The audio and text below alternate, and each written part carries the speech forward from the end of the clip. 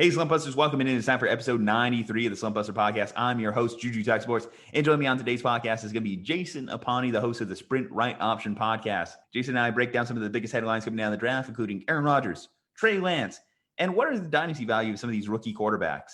If you're a fantasy football fanatic, you'll definitely enjoy this episode.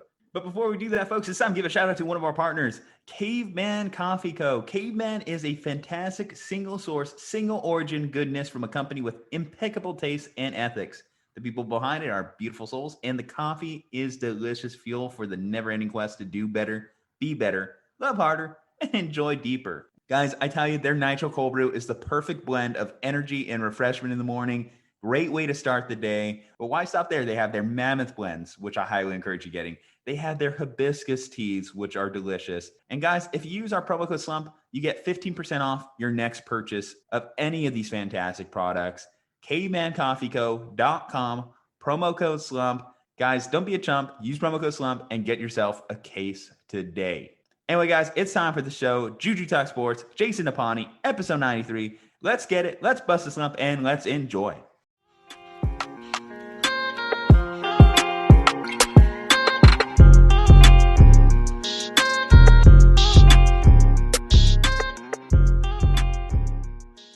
Welcome in, Slumpbusters. It's time for episode 93 of the Slumpbuster podcast. I'm your host, Juju Talk Sports, and my guest today, join me on the pod, another young hustler on the grind, one of the leading voices of Niners Twitter, and the host of the Sprint Right Option, Mr. Jason Aponte, a man I'm very jealous of because he was live in attendance at the NFL draft. Jason, you got to tell me all about that experience, brother.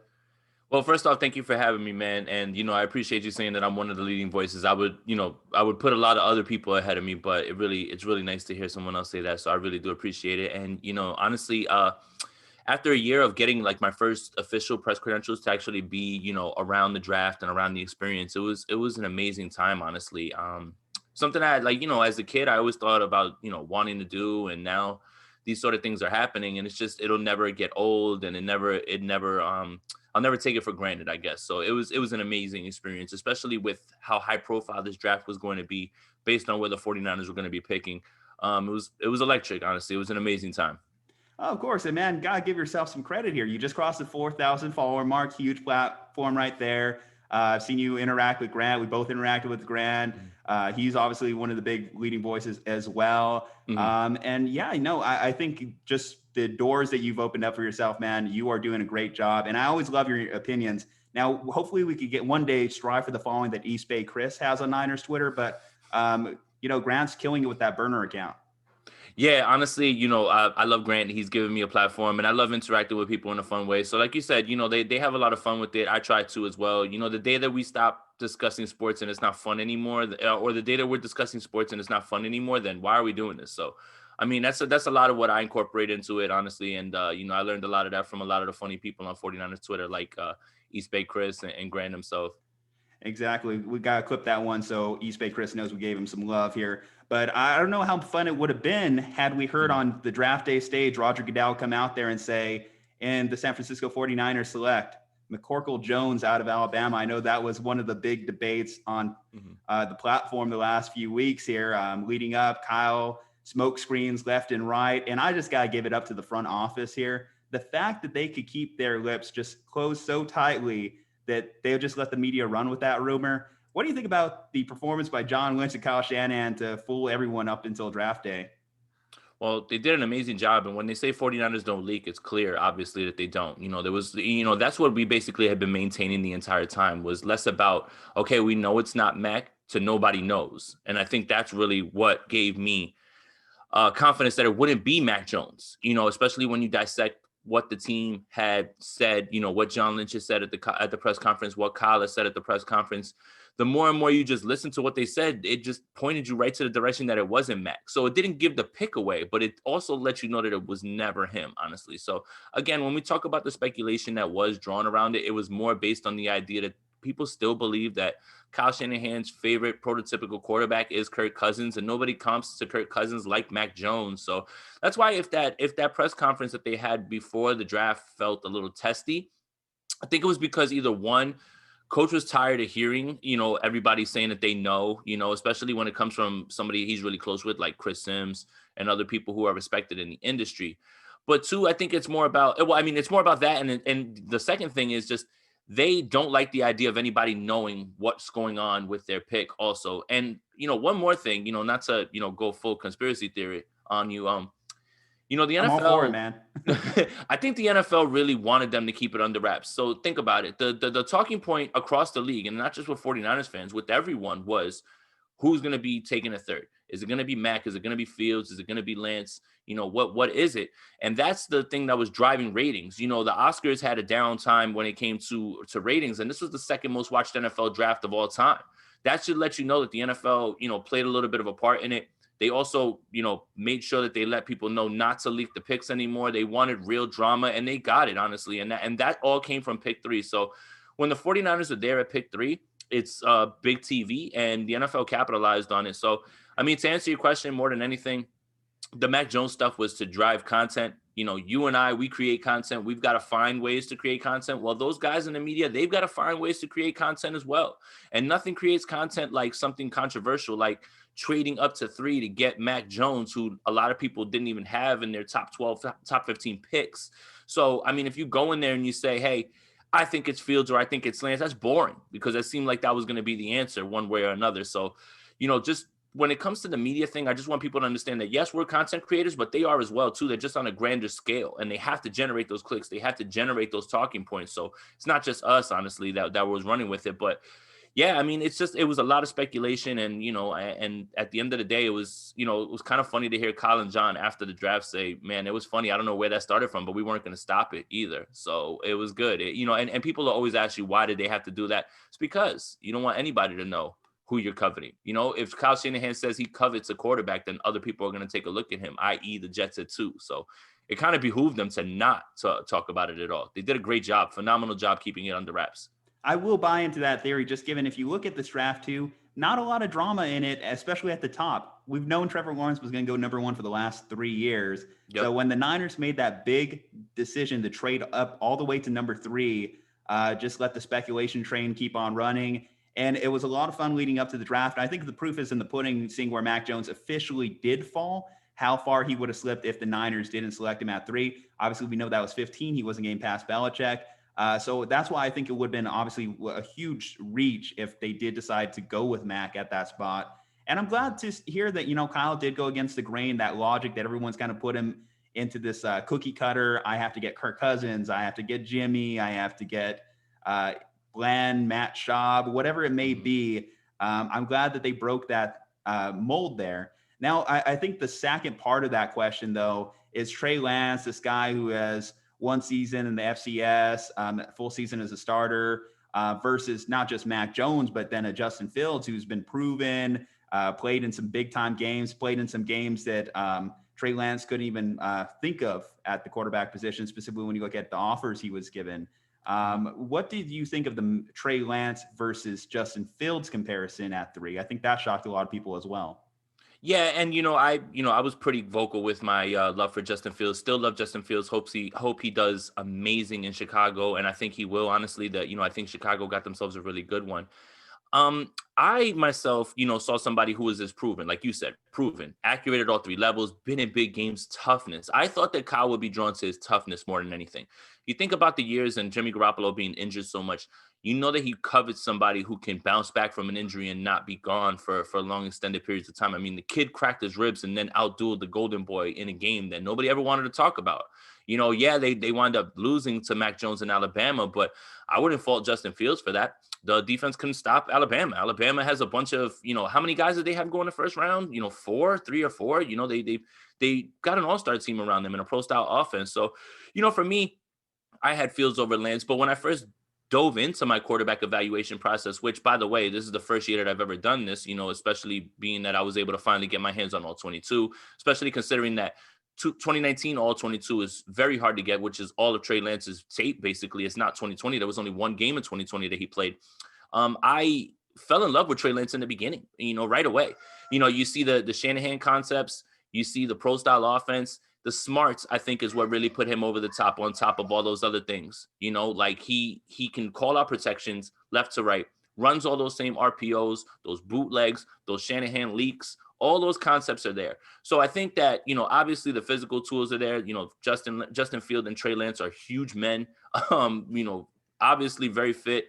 But I think really what it boiled down to was the skill set and, you know, the mind. I think it's the mind more than anything. I think that when Kyle said he dug into the tape when he was in Cabo, he said very rarely did I ever see him go the wrong way with the ball. You know, everybody wants to point to the fact that Trey Lance in 2019 didn't have one interception. He didn't. That doesn't mean that he made every single correct decision. It's just how it bounced. You know, sometimes receivers would drop interceptions. I mean, secondary people would drop interceptions and things like that. But I think it's the smarts, being able to call out all of those protections, being able to run all those same concepts while giving you the upside of those types that he talked about, the Mahomes, the Josh Allen, who can make plays off schedule and save you with his legs as well. And the legs is the last part, honestly, when you talk about challenging the four principles at the mesh point of an RPO where the ball's in the belly of, let's say, Trey Sermon with Debo going by, you know, now you have to worry about, okay, does Sermon have it? Did he give it to Debo? Is he pulling it out to pass? And now is he taking it out to run? So when you put all that together, I think that's really where Kyle Shanahan got to on there. So while I thought Justin Fields was the more polished, ready to go quarterback, I understand the thought process completely. And Kyle, and you know what? We have to trust Kyle Shanahan here. If he can get what we think he can get out of him, you know, then it's a fun time for 49ers fans. They have to be excited. There's a lot of comments to pick apart after draft day as well. I know Michael Lombardi still howling at the moon that the Niners were going with Mac Jones all along until draft day when they changed their mind. He could just stop talking about it and it would go away. Like, he could just stop talking about it. No one was asking about it anymore. He just continues to do it. But I'm sorry, I didn't mean to cut you off. No, you're good. You're good. And then besides just the absolute anger of Michael Lombardi off of that, we also have comments from the team itself. So Jimmy made a couple public statements since then that he's willing to like help talk Trey Lance through the process, everything. Now, I think Jimmy's a competitor and like anyone else, and I think he's going to come out here and try to ball, save his job and save his NFL career moving forward at this point. What do you think of that dynamic, like of Jimmy and Trey Lance this year? Do you think it is going to be a very cordial relationship, or do you think that it's going to be one of those that, well, I don't know, we're seeing all this Aaron Rodgers, Jordan Love drama this year? I don't think Jimmy's going to do that. I think he said everything right, you know, and you have to give the man a lot of credit. You know, this is the third straight offseason where this regime has tried to move off of him.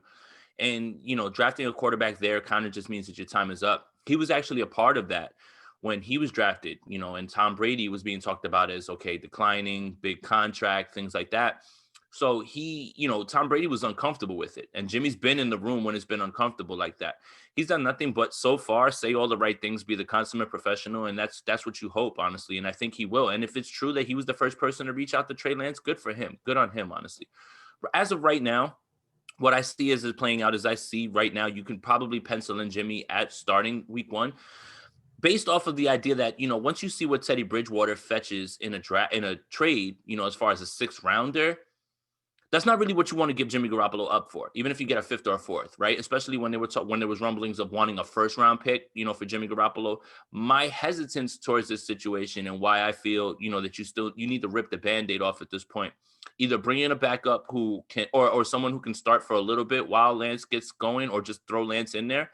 Is 2 things. Right now, Jimmy Garoppolo's trade value is at its highest point, right? Because there's still coaches out there that'll tell you, hey, let me get my hands on him. I'll fix him. He's good still. He can do these things. The problem is that if you start Jimmy Garoppolo and he starts to struggle, 1, the rumblings become really big. 2, his trade value dwindles. And God forbid if he gets injured, then his trade value becomes nothing. So it's either you're willing to run with Jimmy and Lance, and maybe Lance sits for a year, which I don't know why you would move to 3 and have someone sit an entire year. You know, I tweeted out a chart today from Mike Clay, which showed, you know, picks 1 through 3, you know, eventually, if they don't start week 1, they start pretty quickly, honestly, because you didn't take him there because he was a project like that, you know, like that's the problem with, you know, I think with some of the analysis with Lance that I get a little annoyed with. People use the word project, and I don't think they understand really what that means, because he's not a project. He just hasn't played. That's another thing, another reason why I think, you know, Lance should start. So you're telling me the remedy for a guy that you guys are worried about who only played one game last year and hasn't played competitive football in so long is for him to sit longer. I don't know. That doesn't really jibe with me, honestly. I understand the idea of, hey, playbook, hard to grasp. Realistically, it's more about the verbiage than it is the concepts and everything, because he knows all of those things. But if you ever listen to Kyle Shanahan call a play, it's a long play. It'll take you about maybe 6-7 seconds to run through every single verb, all the verbiage through it. So I think that's really why people would want him to sit. But for me, I mean, if you're worried about his inexperience, get him in there. Get him in there and start playing. And if God forbid, here's the last scenario that's the scariest. God forbid they get into camp and the buzz out of camp is that Lance is vastly outperforming Jimmy Garoppolo. Trade value is none. Honestly, it gets lower and lower by the day. So the 49ers have a good situation on their hand, right? Because they have a guy that they know they can win games with. And let's face it, this team will win 11, 12 games provided that the team is healthy with Jimmy Garoppolo. But you're betting on him doing something that he's only been able to do 1 year out of his last 3, and that's play an entire season. So it's a roll of the dice that I'm not as comfortable with. But hey, if that's what they're gonna roll with, let's roll with it, honestly. And it wouldn't be the worst thing for Trey to sit an entire year. I just don't think it's like you have to sit him for a year. You don't have to sit him for a year, but it's not the worst thing. Yeah, here's my kind of like thought on Jimmy Garoppolo. And yes, you are right that his trade value is a big part of this equation. But I think that his trade value can get it back up to what you gave up to receive him in the first place, a second round pick, if he has another good, healthy season. And as far as Jimmy's health, I know that's always the big talking point. Can he stay healthy? Can he be on the field 16 games, 17 games now, I guess, this year? I equate it to the injury luck versus the injury prone argument. So when I look at the injuries themselves, torn ACL, that's not connected to the high ankle sprain. High ankle sprain isn't connected to the shoulder. These are separate injuries, different parts of the body. And when we look at the context of the injuries, the ACL, he just came, try and make a big play on the sideline and comeback mode against the Chiefs. Try to play hero ball, didn't work out, took a wrong angle, hurt.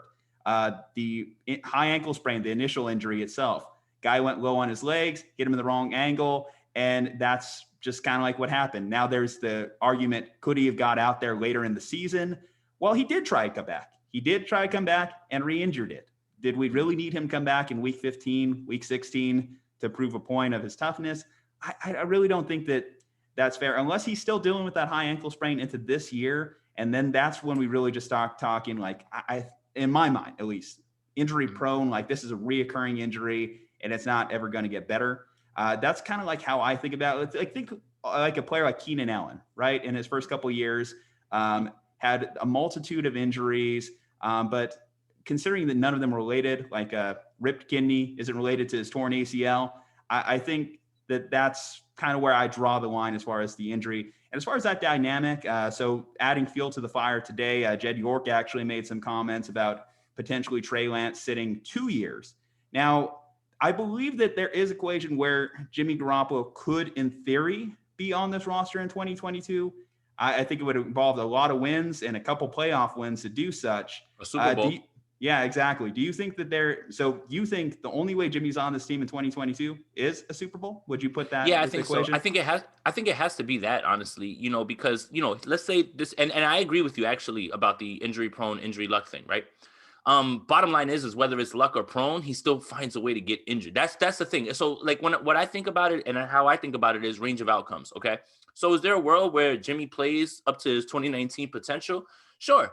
It's just how likely is he going to make it through the year? How likely is that to happen? That's the part where I get a little nervous about it. Right. But you're absolutely right. There's been many examples of players who have injured, and then just go on and never get injured again. So, again, playing the injury thing, that's a concern, but using it as just like, oh, for sure, this is what's going to happen. That's going to be a wrong way to look at it, honestly. Yeah, I think they have to win a Super Bowl, honestly. And I'll tell you why. Jimmy's, saying all the right things, but the competitor in him, I think it's time for him to go somewhere else where like they're gonna insulate him and say, look, we believe in you, you're the man, and we're gonna try, to do everything for you. The problem is that as the days go by, and who knows what's gonna happen next year, as the days go by, the list of teams that would be looking for a starting quarterback, they dwindle. The only thing that I would see maybe during in season is if maybe somebody loses a quarterback during the season, and they get nervous and they're just like, all right, let's call the 49ers up. And then you can say, all right, second round pick, or conditional first, right? Depending on how he plays. So I think that if they win a Super Bowl, then he's definitely on this roster next year. But I think that it's time to just help him get a new spot. I think I want him to go succeed. I want him to go ball out somewhere else. But I'm just when you start to look at the quarterback situations across the league, it's just, where does that happen? Philadelphia didn't take a quarterback. Who knows what's happening with them? There's few question marks across the league. Denver has Teddy and Locke. Washington has Fitzpatrick. New England has Cam and Mac. So I think that's done. Honestly, I think the New England reunion, that's out, because right now Mac Jones seems to be the future, and they'll just get someone else to back him up. Let's say Cam starts, then Mac comes in. Either way, they'll find someone to do that. So yeah, I think that if they have a deep playoff run, then they have something to look at right there. But again, sitting Trey Lance for 2 years when all you guys have been telling me is that he needs reps, that doesn't sound right to me. Like, it doesn't make a lot of sense to me. 1 year, okay. 2 years, too long. That makes no sense, honestly. So if you really want to get this ball rolling, then you've got to start getting the kid reps, right? With Josh Allen, he took his lumps. Year 1, year 2. Year 3, what happened? Boom, MVP candidate. That's the sort of trajectory that there should be for Trey Lance, right? The quarterback evaluation process has been heightened, or has it been? It's moving along quickly now after Kyler Murray and Josh Rosen. That's not how it used to be. When you draft a quarterback, you usually sit with them for years. You don't just get rid of them after a year. But it's changed. Now people want to see things happen immediately. So, is there a world where Jimmy Garoppolo's on this team next year? For sure. I just don't see it, and I just don't think that it's good for Lance, if you ask me. I think that Lance needs to get out there and start to take hold of this offense. If you're looking for a potential destination, I will say that next year's draft, from all indications that I've heard, at least, is a little bit light on the quarterback drafting market. So potentially there may be a quarterback needy team that may be interested next year. Okay, Jason, I need you to do a little bit of role play for me here. Got you. I need you to take yourself back to being out there live in attendance in Cleveland. The Niners are on the clock. This is pre-Trey Lance here. And then Roger Goodell gets on stage and makes this announcement. I need you to give me what your reaction would have been. The San Francisco 49ers have traded the number 3 pick to the Green Bay Packers. For Aaron Rodgers? Well, I'm going to let you fill in the blanks there. I'm looking for that instant reaction. So, that's an instant Super Bowl, right? So yeah. 49er fans would have that. That's a feather in your cap. You win the Super Bowl next year. And I would tell anybody in earshot that they have no shot at beating the 49ers. The problem is do you want to win 2, or do you want to win 4, 5, 6, 7, So, I know 49er fans want Super Bowls. I know that sounds good. And I know that Aaron Rodgers instantly would turn them into that. My thing is like to trade up to 3, and it's funny because Kyle talked about calling. He's like, hey, look, when they said come get me, we called, and Matt LaFleur told us you're just wasting your time though. So it's not something that they didn't consider. Like, it's not impossible, right? I just think it would be a little bit more short-sighted. He's 37 at this point. He would play until he's probably 39, 40. So you win 2 or 3 Super Bowls maybe, during his time, but then you got to start all over again, and Trey Lance is 20. When he turns 21 next week, when it's time for his 5th-year option, he'll be 25. That's his first contract. His second contract will probably lead him until he's 30. He'll probably be in a 49er uniform until he's 35, 36 years old, or if everything goes well.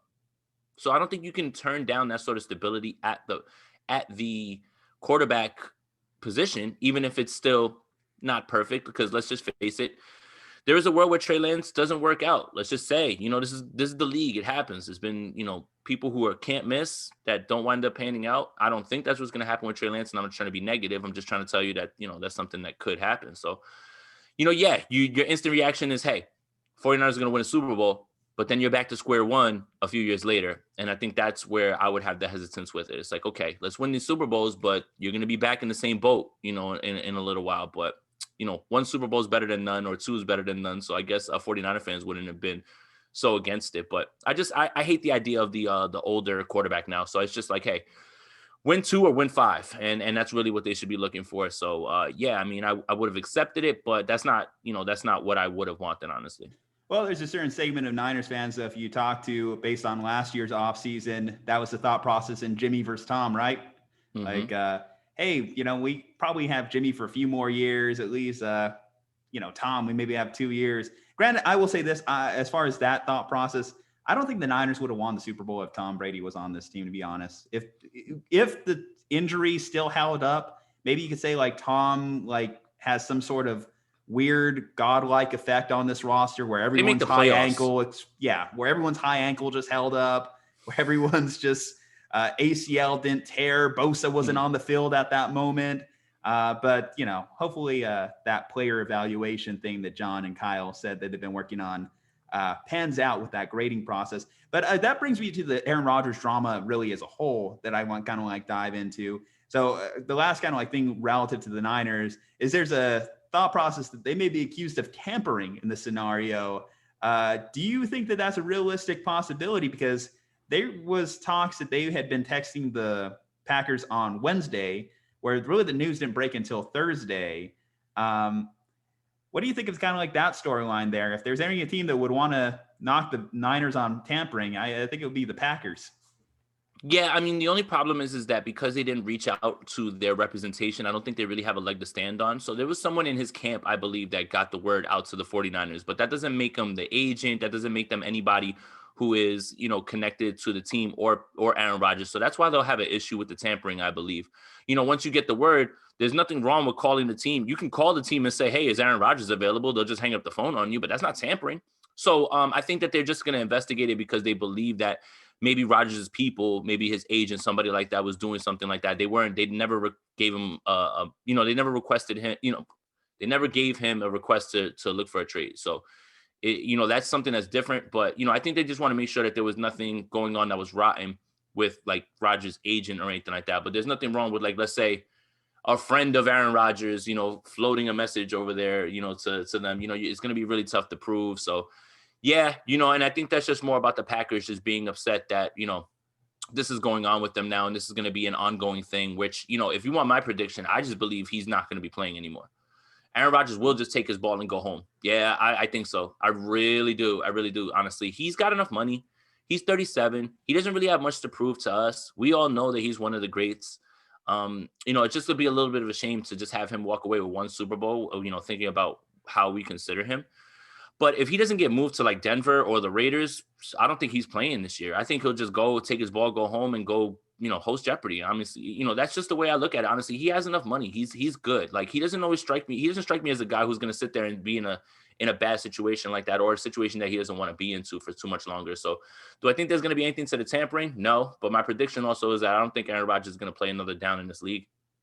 Wow. Okay. So not a lot of people have come out and said the outright retirement part of it. I know it was strongly encouraged by Terry Bradshaw this week, and I know that was controversial in itself. Goodness gracious. He talking about his bad footwork. It's like, come on, Terry. Like, we get it, man. You're a legend, but come on, man. Jeez. Petty. Yeah, that's for sure.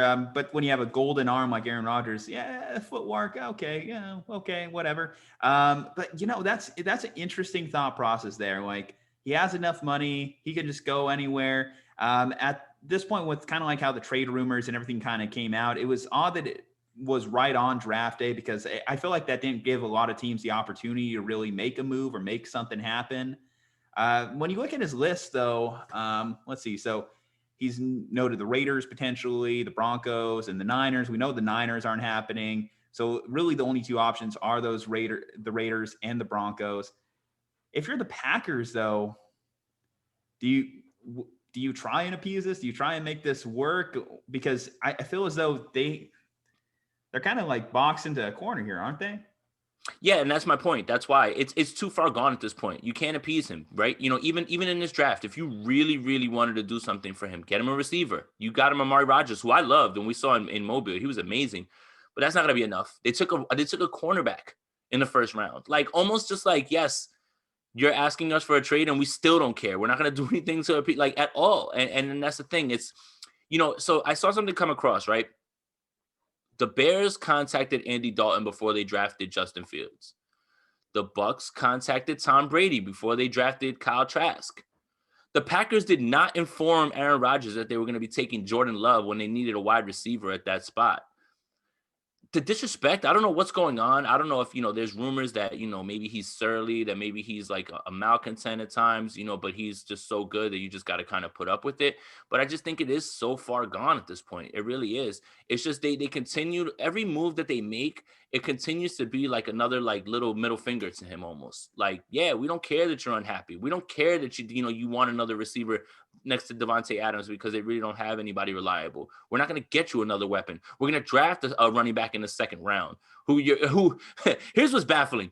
First round, Jordan Love, second round running back. And then you never let Jordan Love play. And then you re-sign Aaron Jones for 4 more years. Like, I don't know the thought process. Like, this is literally like, are you guys just like throwing darts at the wall and just saying boom, boom? Like, so he has to already be upset with the way that they're treating him. And then those free agent moves and those front office moves, that doesn't make you want to stay there either, So I just think that it's just too far gone. There's nothing they can do. The only way that they could maybe smooth things over is if they make a trade for like Julio Jones and like bring in a whole bunch of other people. But I don't even think that's enough. I think that Aaron Rodgers has shown in other instances that he's just going to be stubborn, absolutely stubborn. And also, I think after the NFC Championship, he was done, finished with the field goal and not going for it on fourth, because, even in the press conference when he was asked, you have to ask the coach, even when he was hosting Jeopardy, I know this doesn't really have to do anything with anything, but he was hosting Jeopardy and someone put up, why'd you kick the field goal? And he's like, good question. And like, he just kept it moving. Like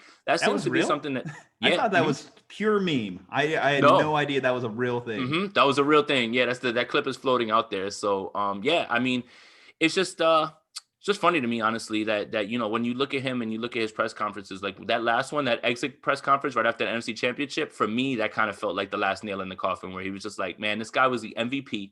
He had played at like one of his best levels all time in his entire career, which is saying a lot.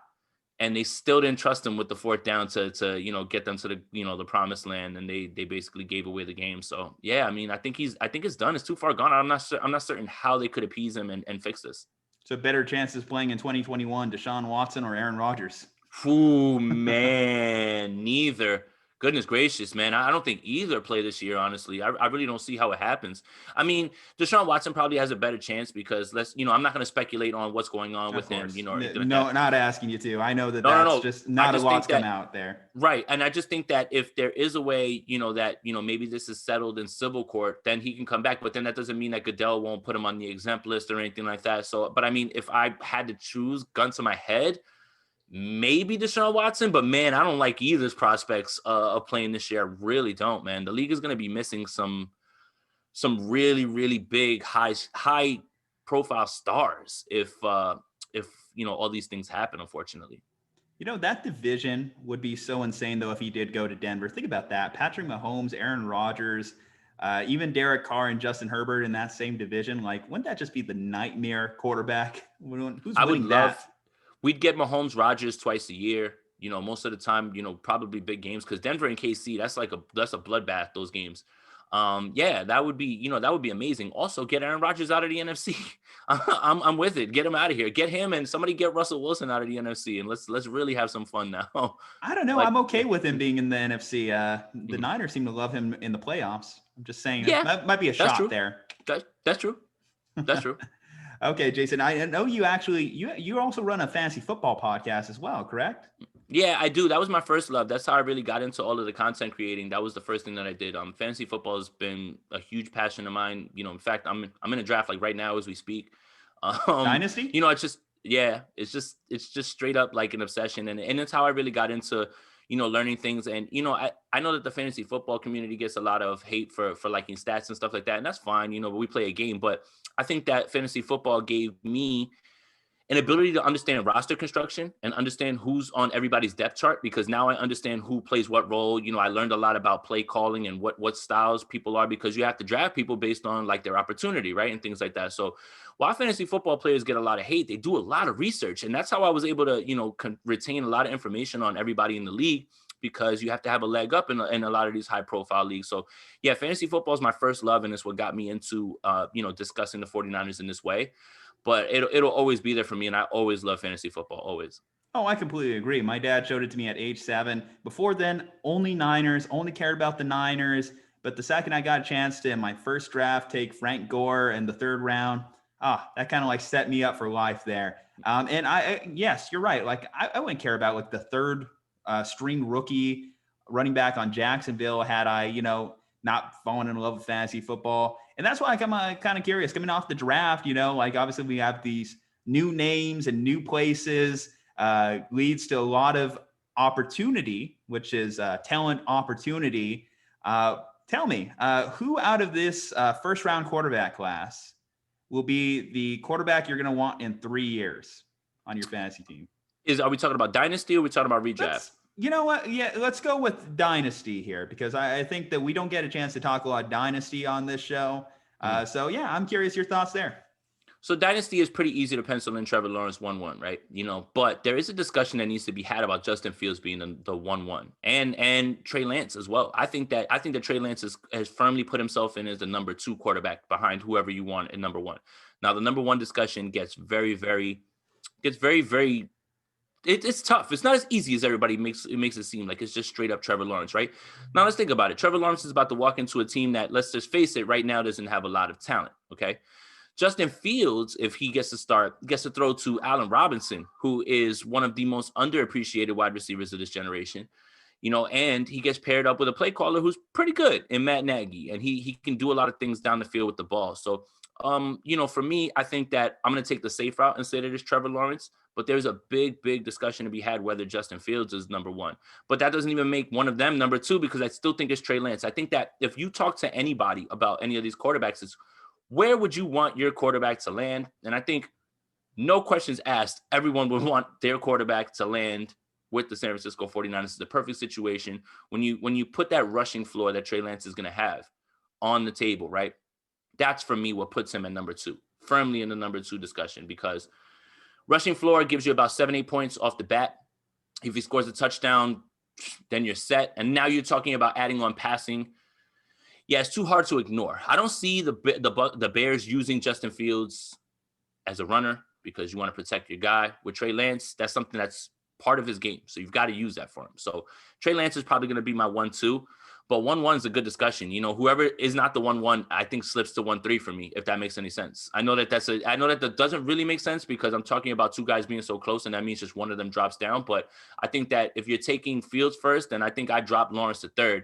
And if it's Lawrence first, then I'm going to drop Fields to 3rd. So, I mean, it really just depends on what you're looking for. And it depends on your scoring format and stuff like that. If it's like super flex, obviously you got to go early with them. So, yeah, I mean, I would say Trevor Lawrence now, but I see a world where Justin Fields is the number 1 quarterback.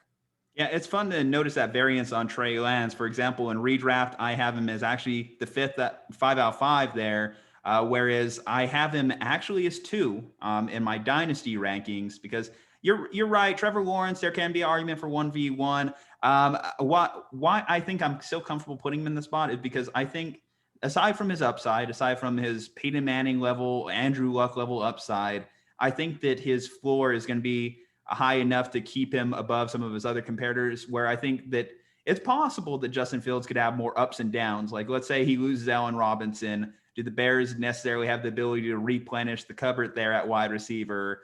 Matt Nagy, let's say they do have a down year. Do they move on from him and Pace, and suddenly there's a lot of misfunction going on there? Urban Meyer, maybe you could chalk him up for another 3 years. And then why I have actually Zach in Dynasty, I have Zach Wilson as my 5th ranked quarterback there. And the reason I do, even below McCorkle Jones, is because as much as I love Robert Saleh, obviously we're both Niners fans, we love Robert Saleh. Let's say Matt LaFleur's brother, Mike LaFleur, has a really great season. Like Zach Wilson looks amazing as a rookie. Then he's going to be the hot commodity on the head coach search.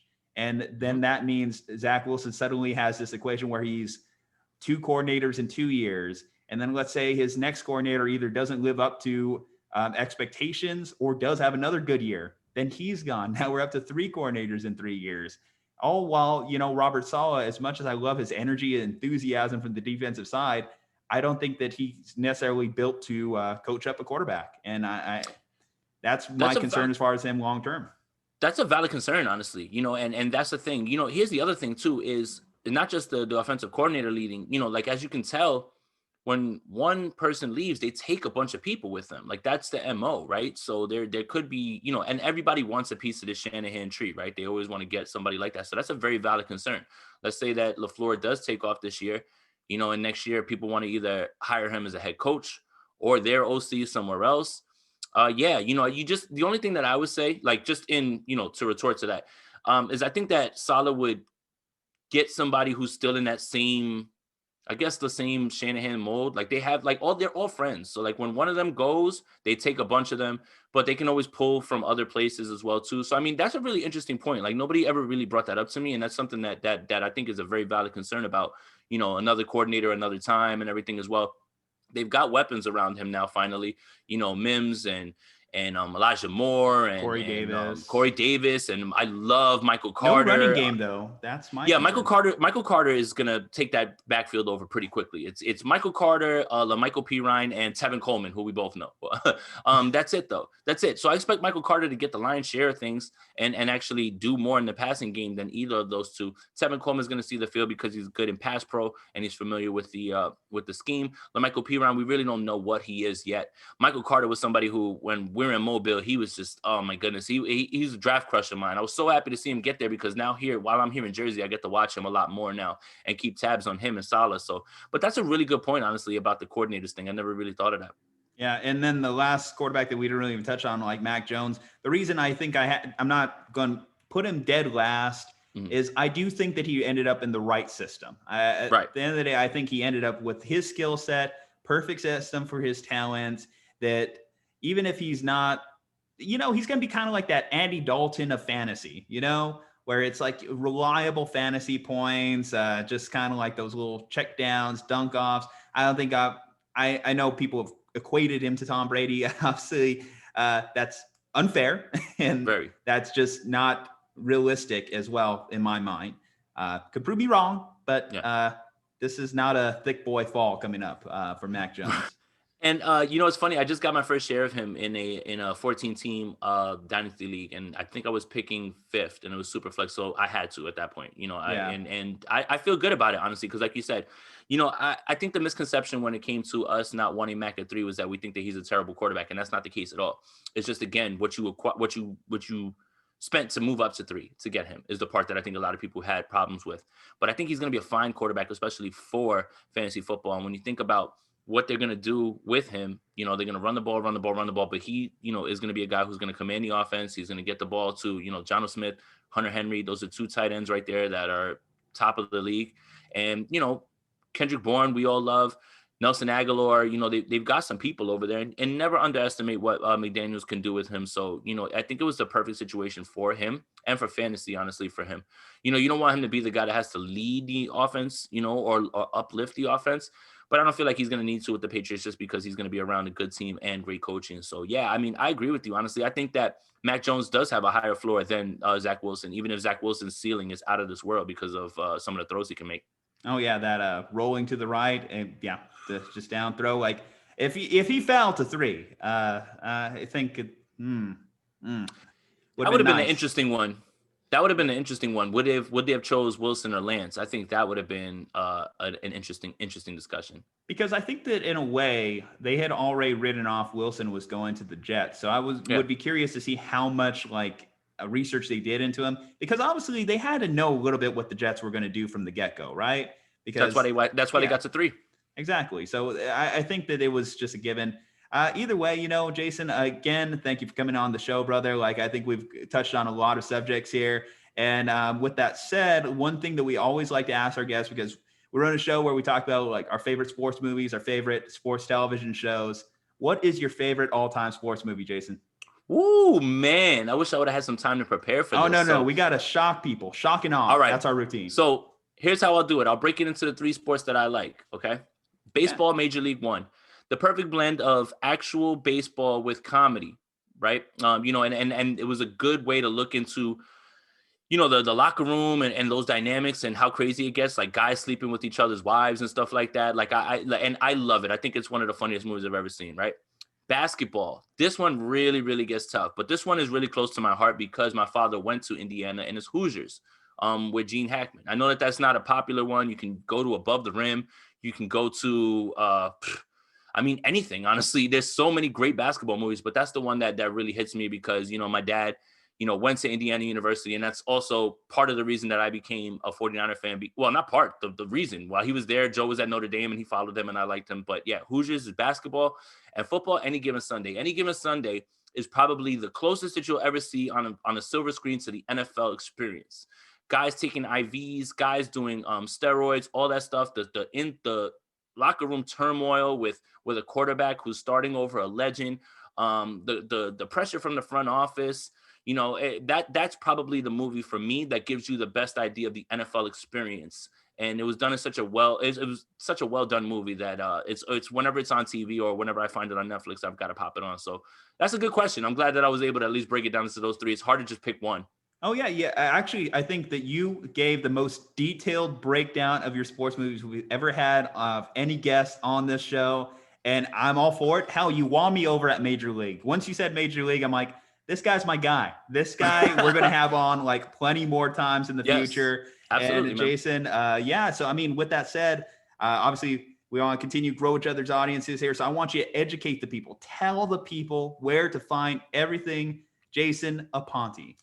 Right. So Twitter is basically where I do most of my memes and stuff like that, which is what everybody loves. So at Jason Aponte 2103.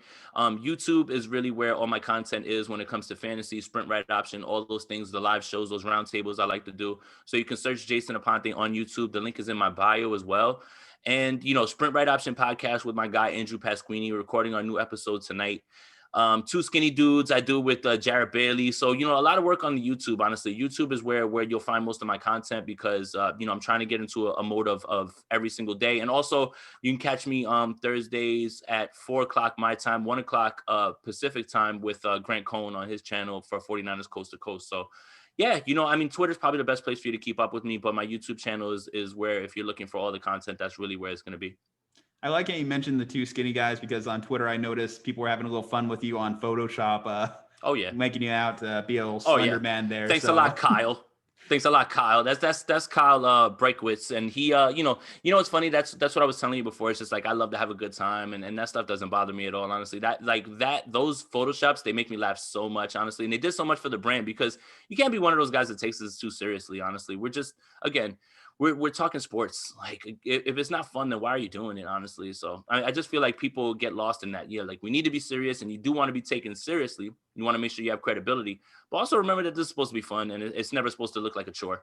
Oh, yeah. And that's why we always tell people, specifically with our IG page, come for the memes, stay for the pod, at Slumpbuster Podcast on IG, at Slumpbuster Pod on Twitter.